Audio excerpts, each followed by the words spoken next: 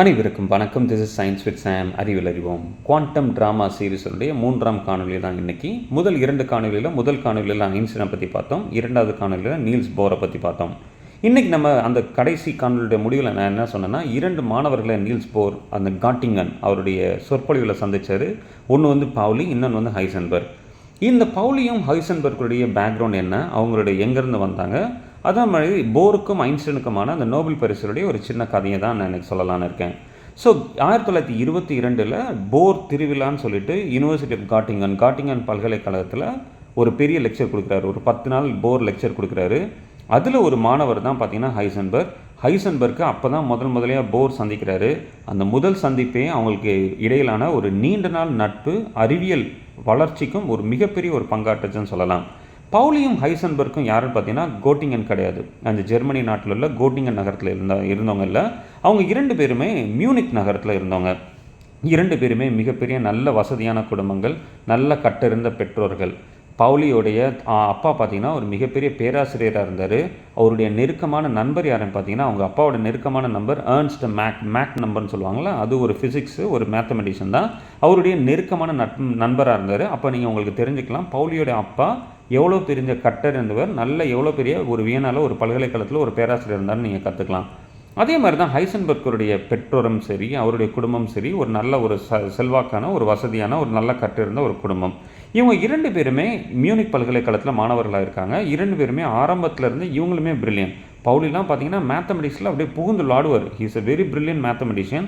அதே மாதிரி தான் ஹைசன்பர்க்கும் மேத்தமெட்டிக்ஸும் சரி, அறிவியலும் சரி, ரெண்டுலேயுமே அதே மாதிரி லாங்குவேஜ் மொழிகளும் நிறைய கற்றுக்கிட்டது தான் ஹைசன்பர்க்.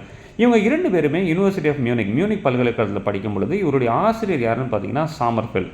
உங்களுக்கு நிறைய பேர் தெரிஞ்சிருக்கும் அர்னால்ட் சாமர்ஃபெல்ட். ஏன்னா இவர் குவாண்டம் நம்பர் அந்த உருவாக்கும் போது ஒரு முக்கியமான ஒரு புதிதான ஒரு குவாண்டம் நம்பரை அறிமுகப்படுத்தினர் யாருன்னு பார்த்தீங்கன்னா சாமர்ஃபெல்ட். இவங்க 2 பேர்ட்டுமே அவங்க அறிவியல் கற்றுக்குறாங்க. இவங்க 2 பேருமே சாமர்ஃபெல்ட் தான் அறிவியல் கற்றுக்குறாங்க. அப்போ சாமர்ஃபெல்ட் இவங்க 2 பேருமே பார்க்குறாரு, நல்ல பிரில்லியண்ட்டாக இருக்காங்க. அதில் முக்கியமாக பவுலி பார்த்திங்கன்னா மேத்தமெட்டிக்ஸில் ரொம்ப பிரில்லியண்ட்டாக இருக்காரு அப்படின்னு சொல்லிட்டு பார்க்குறாங்க. இதுக்கு ஒரு சின்ன எடுத்துக்காட்டு சொல்லணும்னு சொல்லிட்டா, இப்போ ஒருத்தர் சாமர்ஃபெல்டை கேட்குறாங்க, ஒரு பேராசிரியரை கேட்குறாங்க, ஆல்பர்ட் ஐன்ஸ்டீனுடைய ரிலேட்டிவிட்டி சார்பியல் கோட்பாடை பற்றி எங்களுக்கு ஒரு கட்டுரை எழுதி கொடுங்க அப்படின்னு சொல்லி கேட்குறாங்க. அப்போ சாமர்ஃபெல்ட் ரொம்ப பிஸியாக இருந்தனால அவரோட மாணவரை கூப்பிட்றாரு. அந்த மாணவர் யார் பார்த்தீங்கன்னா பவுலிகிட்ட கேட்குறாரு, எனக்கு இந்த கட்டுரையை நீ ரெடி பண்ணி கொடுக்க முடியுமான்னு சொல்லிட்டு. அப்போ பவுலிக்கு வெறும் 19 வயது தான். 19 வயசில் ஐன்ஸ்டீனோட சார்பியல் கோட்பாடை பற்றி ஒரு கட்டுரை எழுதி கொடுக்குறாரு. சாமர்ஃபெல்டே ஆச்சரியப்படுற லெவல். அந்தளவுக்கு இளம் வயதுலேயே அவங்க ஸ்மார்ட்டாக இருந்தாங்க. அதே மாதிரி தான் இந்த ஹைசன்பர்க் எவ்வளோ பிரில்லியன்ட்டு நீங்கள் பார்த்தீங்க அப்படின்னா, நீல்ஸ் போர் டாக் கொடுக்குறாரு 1922. அந்த டாக் அட்டன் பண்ணும்போது ஹைசன்பர்க்கு வெறும் 20-21 வயசு தான். ரொம்ப சின்ன வயசு, 20-21 வயசு. அப்போயே நீல்ஸ் போர் மிகப்பெரிய ஜாம்பவான். அவருடைய லெக்சர் கேட்குறதுக்கு, அவருடைய பேச்சை கேட்குறதுக்கு பெரிய அந்த பல்கலைக்கழக பேராசிரியர்கள், விஞ்ஞானிகள் எல்லாருமே உட்காந்துருக்காங்க. ஆனால் அவங்களுக்கு யாருக்குமே போருடைய அந்த கொஸ்டினை பற்றி போர்கிட்ட கொஸ்டின் கேட்குறதுக்கு தைரியம் இல்லை. ஆனால் ஓப்பனாக வெறும் 21 வயசான ஹைசன்பர்க் ஓப்பனாக எந்திரிச்சு, நீங்கள் போருடைய மேத்தமெட்டிக்ஸில் சில தவறுகள் இருக்குன்னு சொல்லிட்டு ஓப்பனாக அவர் டிக்ளேர் பண்ணுறாரு. நீல்ஸ் போர் பிரமிச்சு போகிறாரு. வெறும் 20 வயசு என்னை இவ்வளோ பெரிய கேள்வி கேட்குறானேன்னு சொல்லிட்டு கோவப்படாமல் அவனை தனியாக கூப்பிட்டு அவரோட சேர்ந்து பேசிக்கிட்டே நடந்து போகிறாரு. அந்த தொடர்பு தான் பின்னாடி பெரிய ஒரு முக்கியமான தொடர்பாச்சு. இது 1920 நடந்தது. இந்த காலகட்டங்களில் இவர் சாமர்ஃபெல்ட்ட இவங்க 2 பேருமே பிஹெச்டி முனைவர் பட்டத்துக்கு படிச்சுக்கிட்டு இருக்காங்க. 1923 இந்த முனைவர் பட்டத்தை ஹைசன்பர்க் முடிக்கிறாரு. 1923 முடிக்கிறதுக்கு எப்போதுமே நம்ம ஊர்லேயும் சரி, இன்றைக்கும் சரி, நீங்கள் டிஃபென்ஸ் அந்த முனைவர் பட்டம் நீங்கள் முடிக்கணும்னா நீங்கள் வைவான்னு சொல்லிட்டு ஒரு ப்ரெசன்டேஷன் கொடுக்கணும். அதில் உங்களுடைய ஆராய்ச்சியை பற்றி கேள்வி கேட்பாங்க. இப்போ இவர் டிஃபென்ஸ் ப்ரெசன்டேஷன் கொடுக்குறாரு. அப்போ வந்திருந்தவங்க யாரும் பார்த்தீங்கன்னா, ஒன்று அவருடைய ஆசிரியர் சாமர்ஃபெல்ட், இன்னொன்று பார்த்தீங்கன்னா வில்ஹம் வியன் சொல்லுவாங்க. வியன்ஸ்லான்னு சொல்லி ஃபேமஸ் ஆனது. வியன் சொல்லிட்டு 2 பேருமே உட்காந்துருக்காங்க. அப்போ சாமர்ஃபெல்ட் கேள்வி கேட்குறாரு, தியரியிலேயே கேள்வி கேட்குறாரு. எல்லா கேள்விக்கும் நல்லா பதில் சொல்கிறாரு ஃபிசிக்ஸில் பற்றி. அப்போ என்ன பண்ணுறாரு வியன், சரி தியரியில் நீ நல்லா சொல்கிற, எக்ஸ்பெரிமெண்டலாக நான் சில விஷயங்கள் கேட்க போகிறேன் அப்படின்னு சொல்லிட்டு, பேட்ரி எப்படி ஒர்க் ஆகும், உனக்கு இன்டர்ஃபெராமீட்டர் செய்ய தெரியுமா அப்படின்னு சொல்லிட்டு எக்ஸ்பெரிமெண்டலாக கேட்குறாரு. அதுக்கு எதுக்குமே ஹைசன்பர்க்கு பதில் தெரியலை. வியனுக்கு பயங்கர அதிர்ச்சி. என்னடா எல்லாமே பெரியவன் மாதிரி நீ பெரிய ஆன்சர் பண்ணுற, எல்லாம் தெரிஞ்ச மாதிரி சொல்கிற, பட் உனக்கு எக்ஸ்பெரிமெண்ட்டில் ஒன்றுமே தெரியலையே, ஃபிசிக்ஸ்காரன் எக்ஸ்பெரிமெண்ட் தெரியாமல் நீ என்னத்தை நீ பண்ண போகிற, சாதிக்க போகிறன்னு சொல்லிட்டு உனக்கு முனைவர் பட்டத்தையே கொடுக்குறதே வேணாம் அப்படின்ற லெவலுக்கு பேச ஆரம்பிச்சுறாங்க. ஆனால் சாமர்ஃபெல் ஒரு பெரிய ஆள்ன்றதுனால அவர் என்னுடைய மாணவன் தான், நல்லவன், நல்லா பண்ணியிருக்கான், அவன் தியரியில் ஸ்ட்ராங்கு, இவன் பெரிய ஆளாக வருவான் அப்படி இப்படின்னு சொல்லிட்டு முனைவர் பட்டத்தை முடிச்சிடுறாங்க. முடிச்சுட்டு அதே காலகட்டங்களில் பவுலியும் முடிக்கிறாரு. பவுலியும் முடிச்சுட்டு இவங்க 2 பேருமே எங்கே போய் ஜாயின் பண்ணுறாங்கன்னு பார்த்தீங்கன்னா மேக்ஸ் பான் அப்போ எங்கே வேலை பார்த்தாருன்னா காட்டிங்கன் பல்கலைக்கழகத்தில். இவங்க என்ன பண்ணுறாங்கன்னா, நல்ல ஒரு மியூனிக், நான் போயிருக்கேன், ஒரு பெரிய நகரம், அது ஒரு நல்ல ஒரு பரபரப்பாக இருக்க நகரம். அங்கேருந்து கிளம்பி எங்கே போகிறாங்கன்னா காட்டிங்கன் போகிறாங்க. காட்டிங்கன் பார்த்திங்கன்னா பயங்கரமான ஒரு எதுவுமே இல்லை, நைட் லைஃப் இல்லை, எதுவுமே ஒரு வெறுமையான ஒரு நகரம் தான், ஒரு சின்ன நகரம் தான். இவங்களுக்கு அங்கே வந்து ஆராய்ச்சியை பண்ணுறதை தவிர வேறு வேலையே இல்லை. அதனால் இவங்க என்ன பண்ணுறாங்கன்னா, எப்போதுமே ஆராய்ச்சி தான். மேக்ஸ் பானுக்கு இவங்க அசிஸ்டண்ட்டாக இருந்தாங்க. மேக்ஸ் பானுக்கு ஆராய்ச்சிலையும் சரி, அவங்க டீச் பண்ணுறது, அவங்க சொல்லிக் கொடுக்குற பாடம் நடத்துறதுலேயும் அவங்க உதவி செஞ்சுட்டே இருந்தாங்க, பவுலியும் ஹைசன்பர்க்கும். இது 1923 சேர்றாங்க. இவங்க ரிசர்ச் பண்ணும்போது என்ன பண்ணுவாங்கன்னா, சில நேரத்தில் எல்லாம் ரொம்ப லேட்டாக தூங்கிட்டு காலையிலலாம் சீக்கிரம் எந்திரிக்க மாட்டாங்க. பவுலிட்டெல்லாம் ஒரு தடவை ஒரு வேலை சொல்லியிருக்காரு மேக்ஸ் பானு, காலையில் எனக்கு கிளாஸ் இருக்குது, அந்த கிளாஸுக்கு நீ தான் ஹெல்ப் பண்ணணும், நீ நேராக கிளாஸுக்கு வந்துடு அப்படின்னு சொல்லிட்டு. நம்ம மேக்ஸ் பான் வந்து பவுலி வந்து நல்லா தூங்கிட்டாப்புல. மேக்ஸ் பான் காலையில் எழுந்திரிச்சு கிளாஸுக்கு போய் பார்க்குறாரு, அவனுடைய அசிஸ்டன்ட் பவுலியை பார்த்தா காணோம். ஆனால் பரவாயில்ல, அவன் நல்லா ரிசர்ச் பண்ணுறாங்கன்னு சொல்லிட்டு அப்படியே விட்டார். ஆனால் அதே டயத்தில் பார்த்தீங்கன்னா போர் வந்துட்டு டாக் கொடுக்குறாங்க அப்படின்னா அதுலலாம் அவங்க ரொம்ப க்யூரியஸாக இருந்து அவங்க போய் அட்டன் பண்ணுறாங்க.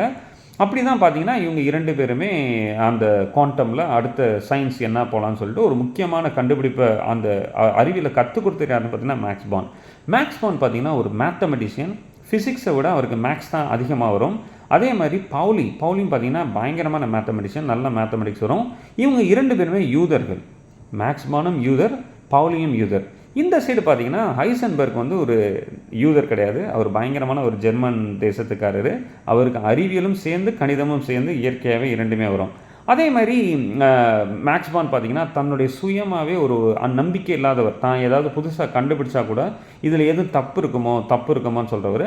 அதே இது பார்த்தீங்கன்னா பவுலி வந்து கடகடகன்னு அப்படியே மூவ் பண்ணுறவர். ஹைசன்பர்க்கு ஒவ்வொன்றா போய் அவங்க ஆசிரியர்கிட்ட கேட்குறவர். ஸோ இந்த மாதிரி ஒரு சூழ்நிலையில் தான் வளர்கிறாங்க. இந்த டயத்தில் தான் அவங்க நீல்ஸ் போர் கோப்பன்ஹேகனில் போகிறதுக்கான வாய்ப்பு இருக்குது. அப்போ அதை தேடி போகிறாங்க. இந்த டயத்தில் போர் எப்படி நோபல் பிரைஸ் வாங்கினார்ன்றது நான் ஏற்கனவே சொன்ன மாதிரி, போர் என்ன பண்ணுறாருக்கு, நோபல் பரிசு அறிவிக்கிறாங்க 1922.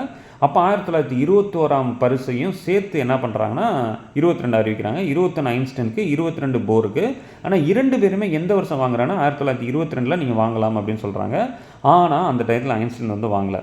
அதுக்கு 2 முக்கியமான காரணங்கள். அதுக்கு முன்னாடி நம்ம அந்த போருடைய நோபல் பரிசு கதைக்கு வந்துடலாம்.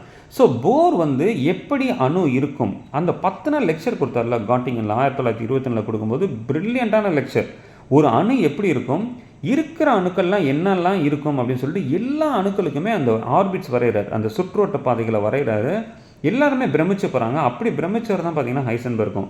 ஸோ ஒரு அணு இப்படி தான் இருக்கும், அதுக்குள்ளே இருக்க சுற்றோட்ட பாதைகள் இப்படி தான் இருக்குன்னு சொல்லிட்டு இவ்வளோ அழகாக ஒரு கணிதத்தை வச்சு ஒரு அறிவியலாளர் விளக்க முடியுமான்னு சொல்லிட்டு பிரமிப்பாக பார்க்குறாங்க. அது மாத்திரம் இல்லை, போர் என்ன சொல்கிறாருன்னா, அன்னைக்கு இருக்க பீரியாடிக் டேபிளில் 72 தனிமங்கள் நம்ம கம்மியாக தான் இருந்தது. அந்த தனிமங்களில் புதிய தனிமங்கள் இருக்கும், அந்த தனிமங்களுக்கு இந்த பண்பு இருக்கும் அப்படின்னு சொல்லிட்டு தன்னோட அறிவியலில் சொல்கிறாரு. அப்போ ஒரு தனிமங்கள் கண்டுபிடிக்கிறதுக்கு முன்னாடியே என்னுடைய அறிவியல் பிரகாரம் இந்தந்த தனிமங்கள் இருக்கும், இதிலெல்லாம் நீங்கள் எம்டி ஸ்பேஸ் வச்சுக்கோங்க உங்கள் பீரியாடிக் டேபிளில், இந்த தனிமத்துக்கு இந்த பண்பு இருக்கும் அப்படின்னு சொல்கிறாரு. போருக்கு வந்து நோபல் பரிசு அறிவிச்சு அதை வாங்குறதுக்கு முன்னாடி போர் ஒரு தனிமம், ஒரு எலமெண்ட் இருக்குன்னு சொல்லிட்டு ப்ரெடிக்ட் பண்ணார்ல முன்னாடியே. அவருடைய அறிவியல் பிரகாரம் அவர் சொன்னதை கரெக்டாக என்ன பண்ணுறாங்க, கண்டுபிடிக்கிறாங்க. போர் அதுக்கு என்ன பண்பு இருக்குன்னு சொல்கிறாங்களோ அதே பண்புகளை இந்த ப்ராப்பர்ட்டிக்கு இருக்குது. இந்த பண்புகள், போர் சொன்ன அதே பண்புகள் இந்த எலமெண்ட்டுக்கு வந்துடுச்சு. இப்போ இந்த எலமெண்ட்டுக்கு பேர் வைக்கணும். என்ன பேர் வைக்கலாம் அப்படின்னு சொல்லிட்டு பேர் வச்சதான் ஹாஃப்னியம். இன்றைக்கி நிறையா நீங்கள் கெமிஸ்ட்ரி படிக்கிறவங்க ஹாஃப்னியம் தெரிஞ்சிருக்கும். இந்த ஹாஃப்னியத்தோடைய என்ன அர்த்தம் அப்படின்னா, கோப்பன்ஹேகன் அந்த ஊருடைய லத்தீன் மொழியில் சொல்கிற வார்த்தை தான் பார்த்திங்கன்னா ஹாஃப்னியம். இந்த கோப்பன்ஹேகன் என்னன்னு பார்த்தீங்கன்னா போர் பிறந்த நாட்டின் தலைநகரம். போர் பிறந்த டென்மார்க்கோட தலைநகரம் கோப்பன்ஹேகத்துடைய லத்தீன் மொழியில் சொல்கிறது தான் ஹாஃப்னியம். அப்போ இந்த டேட்டாவை பார்த்த உடனே போருக்கு ரொம்ப சந்தோஷம். இந்த டேட்டாவை கொண்டு போய் அவருடைய நோபல் லெக்சர்லேயே அவர் ப்ரெசென்ட் பண்ணுறாரு. பாருங்கள், என்னோட அறிவியல் ரீசெண்டாக கூட கரெக்டுன்னு சொல்லிட்டு ப்ரூவ் பண்ணியிருக்காங்க. நான் எது கரெக்டாக எந்த தனிமம் இருக்குன்னு சொன்னேனோ அந்த தனிமத்தை கண்டுபிடிச்சிட்டாங்க, அந்த தனிமத்துக்கு நான் என்ன பண்புகள் இருக்குன்னு சொன்னேனோ அதே பண்புகளையும் கண்டுபிடிச்சிட்டாங்க அப்படின்னு சொல்லிட்டு பெருமையாக அவர் சொல்கிறாரு. அந்த நோபல் பரிசு வாங்க போகும்போது ஐன்ஸ்டைன் நேரில் வரல. ஏன்னா ஐன்ஸ்டைன் வந்து ஜப்பானில் இருந்தார். ஜப்பானில் இருந்தது ஒரு காரணம், ஏன்னா அங்கே வந்து அவருடைய லெக்சர்ஸை கொடுத்துக்கிட்டு இருந்தார். இன்னொரு முக்கியமான காரணம் என்னென்னா, இந்த 1920கள் 22ல் ஜெர்மனியில் ஒரு அதிகமான ஒரு யூத வெறுப்பு அதிகமாயிடுச்சு. ஐன்ஸ்டைன் வந்து ஜப்பானுக்கு கிளம்புறதுக்கு 1 மாதத்துக்கு முன்னாடி அவருடைய நண்பர் ஒருத்தர் ரத்னவுன்னு சொல்லிட்டு அவரை வந்து துப்பாக்கி முனையில் அந்த வலதுசாரி ஆதரவாளர்கள் அவரை கொண்டுட்டாங்க. அதுக்கு முக்கியமான காரணம் என்னென்னா, அவருடைய ஃப்ரெண்டு ஒரு யூதராக இருந்தார், நல்ல செல்வந்தராக இருந்தார். ஆனாலும் சரி, அவர் வந்து நம்ம தேசத்துக்காக நீங்கள் தேசப்பற்று இல்லை அப்படின்னு சொல்லிட்டு அவர் கொண்டுட்டாங்க. அப்போ ஐன்ஸ்டைனுக்கு ஒரு மாதிரியான ஒரு பயம். ஏன்னா ஐன்ஸ்டைனும் ஒரு யூதர், ஐன்ஸ்டைனும் ஒரு பிரபலமானவர், ஐன்ஸ்டைனோட அறிவியல் ரொம்ப பிரபலமாக இருந்தது.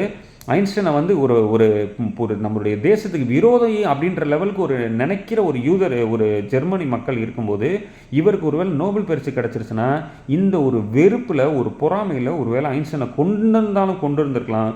அதனால நான் ஜப்பானில் இருக்கிறது நல்லது அப்படின்னு சொல்லிட்டு அவர் போயிட்டார். இவர் போகும்போது என்ன பண்ணுறாருன்னா, அந்த போருடைய அந்த அவருடைய ஆய்வு கட்டுரைகள் படிச்சுட்டு போகிறாரு. பிரமிப்பாயிட்டார். என்னடா ஒரு அணுவை பற்றி இவ்வளோ அழகாக ஒருத்தவன் சொல்கிறானே அப்படின்னு சொல்லிட்டு அவருடைய லெக்சர்ஸை படிச்சுட்டே போகிறாரு. இந்த டயத்தில் தான் அவர் அறிவிக்கிறாங்க.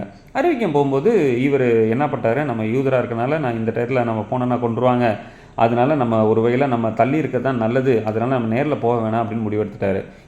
ஒரு முக்கியமான ஒரு பதவியும் வந்து ஐன்ஸ்டைனுக்கு தெரிய வந்தது. அந்த டயத்தில் என்ன பண்ணால், இந்த யுத்தத்தினால தேசங்கள்லாம் வந்து உடஞ்சி போயிருந்தது. அவங்களுக்கு அந்த யுத்தத்துக்கு முன்னாடி இருந்த ஒற்றுமை இந்த யுத்தத்துக்கு அப்புறம் இல்லாமல் இருந்தது. அப்போ இந்த ஐக்கிய நாடுகள்லாம் எல்லா நாடுகளும் இணைந்து, அதாவது பல்வேறு சர்வதேச நாடுகள் இணைந்து நம்ம ஒரு கமிட்டி ஃபார்ம் பண்ணலாம்.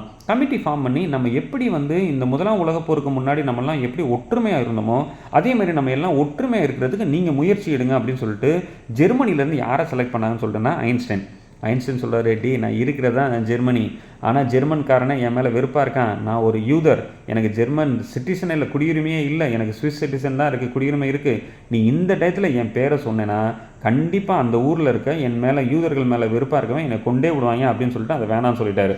இந்த டயத்தில் ஜப்பான் போயிட்டார். அப்போ நீல்ஸ் போர் வந்து ரொம்ப சந்தோஷமாக அவருக்கு லெட்டர் அனுப்புகிறாரு. அன்புள்ள ஐன்ஸ்டைன் அவர்களே, உங்களோட சேர்ந்து நான் வந்து நோபல் பரிசை பகிர்ந்து வாங்குறதுக்கு, சேர்ந்து ஒரே வருஷம் ஒரே மேடையில் வாங்குறதுக்கு நான் மிகவும் கொடுத்து வச்சவன். வேறு ஆண்டாக இருந்தாலும் சரி, நான் ஒன்றா வாங்குறதுக்கு நான் கொடுத்து வச்சவன்.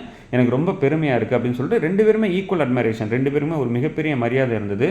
அப்போ ஐன்ஸ்டைன் ரிப்ளை பண்ணும்போது அன்புள்ள போர் அப்படின்னு சொல்லிட்டு அவர் அது சொல்கிறாரு, இல்லை அன்புள்ள போர் இல்லை, மிகவும் அன்புள்ள போர். ஆங்கிலத்தில் ரொம்ப நல்லாயிருக்கும், டியர் போர், ராதர் த டியரஸ்ட் போர். அன்புக்கு மேலே த டியரஸ்ட் போர் அப்படின்னு சொல்லிட்டு அனுப்புகிறாரு. உங்களுடைய லெட்டர், உங்களுடைய கடிதம் கிடைச்சது எனக்கு மிகப்பெரிய சந்தோஷம். அந்த கடிதம் எவ்வளோ சந்தோஷம், நோபல் பரிசு எவ்வளோ சந்தோஷம் கொடுத்ததோ அதே அளவு சந்தோஷம் உங்களுடைய கடிதம் கொடுத்துச்சு அப்படின்னு சொல்லிட்டு சொல்கிறாரு. ஆனால் நேரில் போய் வாங்கலை. அப்படி நோபல் பரிசு வாங்கினவங்க தான் ஐன்ஸ்டைனும் போரும். இவங்களுக்கு கீழே இருந்த மாணவர்கள் எப்படி பில்டப் பண்ணாங்க அப்படின்றது தான் அந்த குவாண்டம் பில்டப் பண்ணாங்க. அது முக்கிய பங்காற்றினவர் பார்த்தீங்கன்னா Niels Bohr. For example Einstein எத்தனை பேரை உருவாக்குனாரு அப்படின்னு சொல்லுனா ரொம்ப கம்மி தான். அது நம்மளால் சொல்ல முடியாது. ஐன்ஸ்டைனுக்கு அப்புறமா குவாண்டமில் யார் அந்த உருவாக்குனதுக்கு ஐன்ஸ்டைன் ஹெல்ப் பண்ணாதுன்னா நம்ம பெருசாக சொல்ல முடியாது. ஆனால் நீல்ஸ் போரை பற்றி நீங்கள் நிறைய சொல்லலாம். ஸ்ட்ராடிஞ்சராக இருக்கட்டும், ஹைசன்பர்க் இருக்கட்டும், பவுலியாக இருக்கட்டும், பெரிய பெரிய ஜாம்பவான்கள் அவருடைய சொந்த அவருடைய அறிவியல் நிறுவனத்தில், இன்ஸ்டிடியூட்டில் எப்படி அவர் உருவாக்குனார் அப்படின்றத நம்ம பார்க்கலாம். தொடர்ச்சி அந்த கதையை பார்க்கலாம். ஸோ இன்றைக்கி நம்ம பார்த்தது வந்து Pauli, Heisenberg, Niels Bohr and ஐன்ஸ்டைனுடைய நோபல் பரிசு கதைகள். அப்படி குவாண்டம் ட்ராமா தொடரட்டும். நன்றி.